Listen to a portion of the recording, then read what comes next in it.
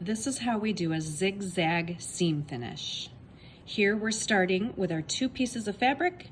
They are sewn right sides together at a 5/8 inch seam allowance, and there is a reverse here at the top of the seam and a reverse here at the bottom of our seam.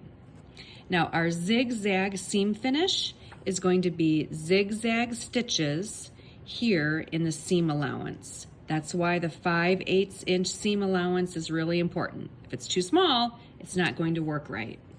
Now when I do this, we're not sewing through both layers. We're only sewing through one layer of our seam allowance. So you can use the iron to open that up if you want. Otherwise, a couple swipes with your finger will work just as well. I'm gonna move this up to my machine. We're working with about a 3/8 inch seam allowance.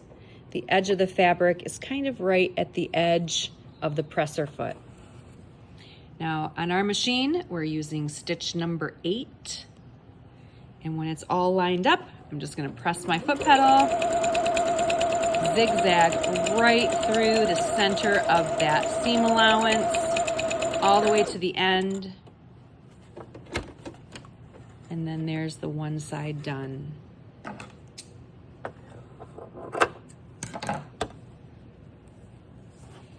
So the side I'm looking at looks like this. The reverse of the fabric, that's where you see the zigzag.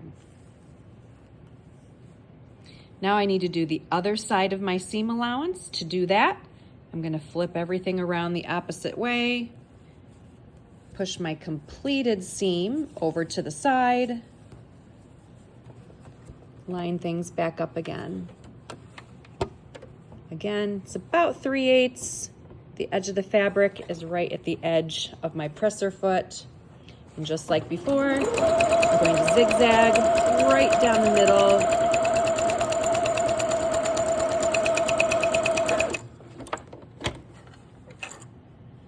And then the sewing is done.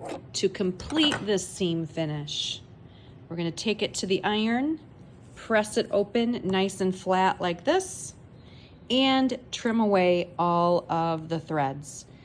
Your product isn't finished if it's all stringy. So trim the threads, press it open flat.